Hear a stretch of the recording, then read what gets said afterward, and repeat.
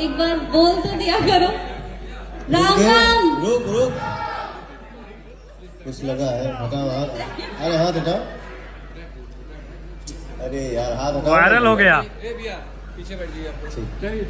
अगर आप पवन सिंह और भोजपुरी इंडस्ट्री को सपोर्ट करते हैं तो मैं आपको गाली तो नहीं दे सकता, पर आप चुल्लू भर पानी में डूबकर मर सकते हैं। मैं खुलेआम बोलता हूँ, भोजपुरी इंडस्ट्री वैश्यवृत्ति फैलाती है। इतना फूड कंटेंट कि देखकर भी शर्म आ जाए। अपने परिवार वालों के साथ तो इनका कंटेंट देख भी नहीं सकते। ये पवन सिंह भोजपुरी इंडस्ट्री का डॉन है। इसका जो मन करता है वो ये करता है। ये लड़कियों को गलत गलत जगह छूता है, और कमाल की बात तो ये है कि ये खुलेआम स्टेज पर कैमरों के सामने लड़कियों को गलत जगह पर टच करता है। इसकी हिम्मत देखो। तो अब सोचने वाली बात ये है कि ये ऑफ कैमरा क्या क्या करता होगा। जो भी नई एक्ट्रेस आती है वो इनकी शिकार बन जाती है, क्योंकि उन्हें काम चाहिए होता है और वो उस काम के दबाव में बोलती तक नहीं। पर जो भी एक्ट्रेस अपनी आवाज को उठाती है उसका करियर बर्बाद कर दिया जाता है। उसे भोजपुरी इंडस्ट्री से ब्लैक लिस्टेड कर दिया जाता है। ये बड़ी है कि छोटी? ये छोटी है, बट इसका कुछ भी छोटा नहीं है।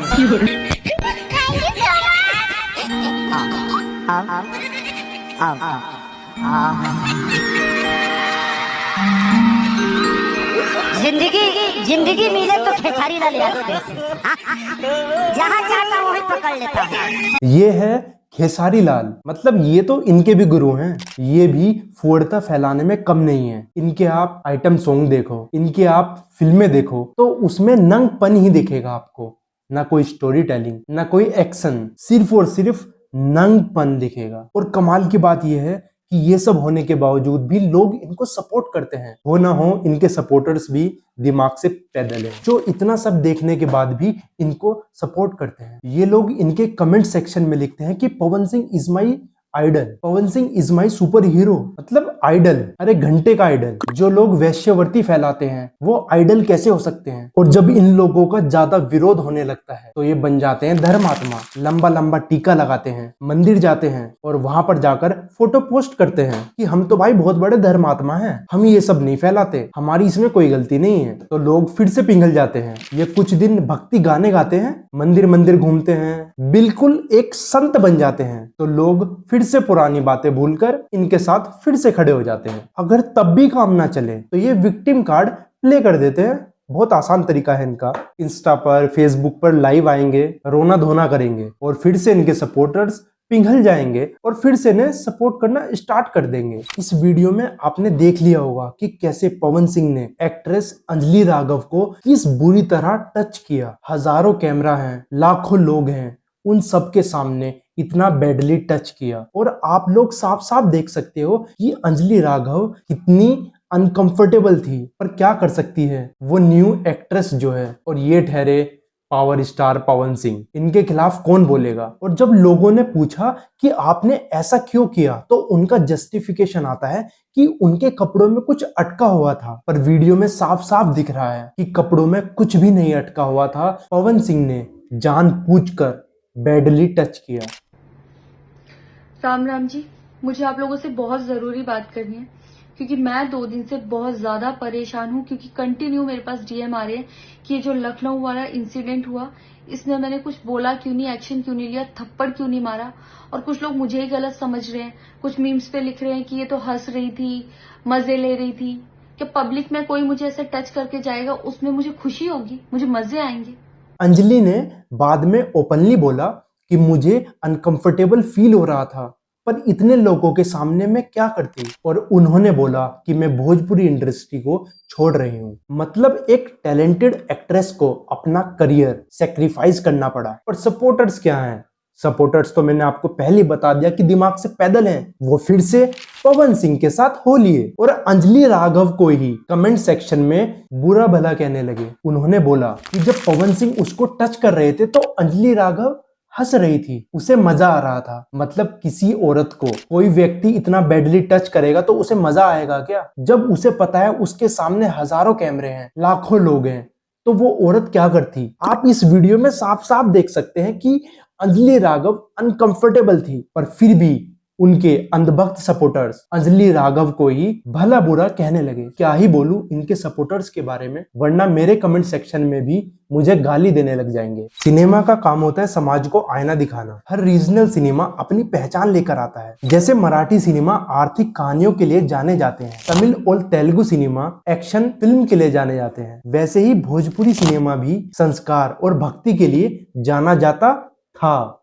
लेकिन आज के समय में आप किसी के भी सामने भोजपुरी सिनेमा का नाम लोगे तो उसके दिमाग में एक शब्द आएगा, वल्गैरिटी, नंगापन, डबल मीनिंग डायलॉग्स और वैसा कंटेंट जो आप फैमिली के साथ नहीं देख सकते। फैमिली तो छोड़ो, आप अकेले भी उस कंटेंट को नहीं देख सकते, आपको शर्म आएगी। सवाल ये है, क्या इसके पीछे प्रोड्यूसर और एक्टर्स ही हैं या फिर वो ऑडियंस भी है जो इनको देखती है। शुरुआत करते हैं 1960 के दशक की, जब भोजपुरी सिनेमा का जन्म हुआ था। तब भोजपुरी सिनेमा में बहुत अच्छी अच्छी फिल्में बनती थी, जिसमें फोड़ता बिल्कुल भी नहीं थी, जिसमें गानों में संस्कार था, पिक्चरों में भक्ति थी और सभी लोग अपने परिवार के साथ थिएटर में देख सकते थे। लेकिन फिर वक्त बदला। 1990 के दशक के आखिरी में और 2000 के दशक के शुरुआती दिनों में जब कैसेट्स आई, भोजपुरी इंडस्ट्री में पैसे का एक नया दरवाजा खोल दिया। प्रोड्यूसर ने देखा कि गांव-गांव में भूख है, पर किस चीज की भूख? वो थी भक्ति की नहीं, मसालों की भूख। और यहाँ पर मसालों का मतलब है नाच गाना, फोड़ता, नंगापन, जो कि लोगों को देखने में मजा आ रहा था। एक गाना बना लॉलीपॉप लागेलू, जो कि रातों रात वायरल हो गया। तो प्रोड्यूसर ने समझा कि अब हम सिर्फ चीप कंटेंट बनाएंगे और उसमें नंगापन दिखाएंगे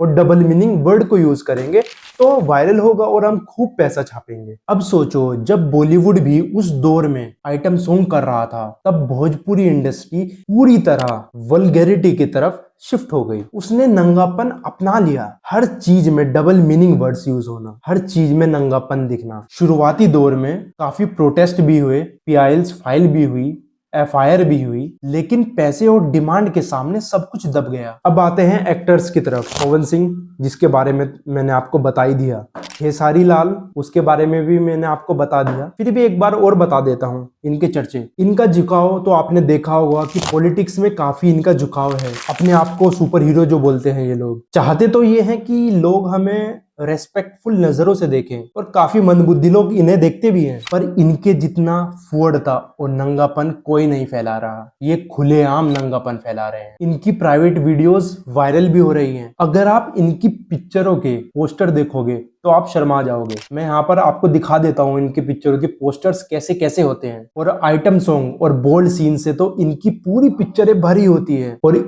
इन सब चीजों का असर छोटे छोटे बच्चों पर पड़ रहा है। और स्टेज शो का जिक्र ना हो तो ऐसा हो ही नहीं सकता। तो भोजपुरी इंडस्ट्री के स्टेज शो काफी ज्यादा होते हैं। पटना में होता है, मतलब पूरे बिहार में तो होता ही है, मुंबई में भी होता है और तो और विदेशों में भी होते हैं। और आप इनके स्टेज शो में अगर डांस देखोगे तो मतलब मैं क्या बताऊं, आप देख ही नहीं पाओगे। मतलब इतना नंगापन, इतने छोटे छोटे कपड़े, मतलब इन्होंने तो बॉलीवुड वालों को भी फेल कर दिया। और अगर आप ऑडियंस देखोगे तो ऑडियंस में छोटे छोटे बच्चे भी बैठे रहते हैं, वो भी खूब पैसा लुटाते हैं, खूब मजा लेते हैं। और माहौल ऐसा हो जाता है कि ये एक तरह से चीप मेला है। और सबसे बड़ी बात कि ये शो सबसे ज्यादा पैसा जनरेट करते हैं। मतलब एक्टर्स और प्रोड्यूसर को पता है कि सबसे ज्यादा चीप कंटेंट ही सबसे ज्यादा पैसे देगा। अब बात करते हैं सामाजिक प्रभाव की। भोजपुरी भाषा अपने आप में एक शानदार भाषा थी जिसमें दोहे लिखे गए थे, पर आज के समय में भोजपुरी भाषा इन लोगों की वजह से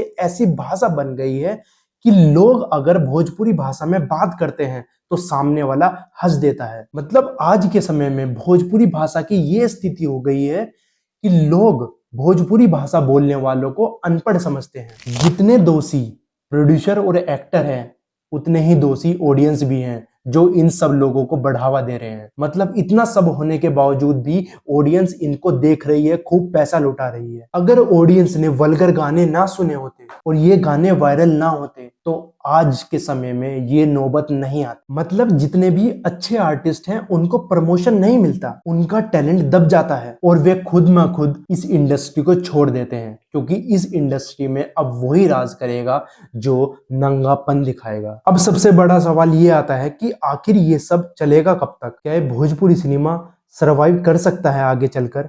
या नहीं, ये मैं आप पर छोड़ता हूँ। और एंड में बस सिर्फ इतना ही कहूंगा कि भोजपुरी सिनेमा ने अपना कल्चर खुद बिगाड़ा है और सबसे बड़े दोषी हैं उसकी ऑडियंस, जिन्होंने भोजपुरी सिनेमा को इतना सपोर्ट किया है। हमें अपना पूरा इकोसिस्टम सुधारना चाहिए। अगर आपको ये वीडियो पसंद आई हो तो कमेंट करके अपना ओपिनियन जरूर दें और वीडियो को ज्यादा से ज्यादा शेयर करें ताकि पवन सिंह तक भी ये वीडियो पहुंच सके। धन्यवाद।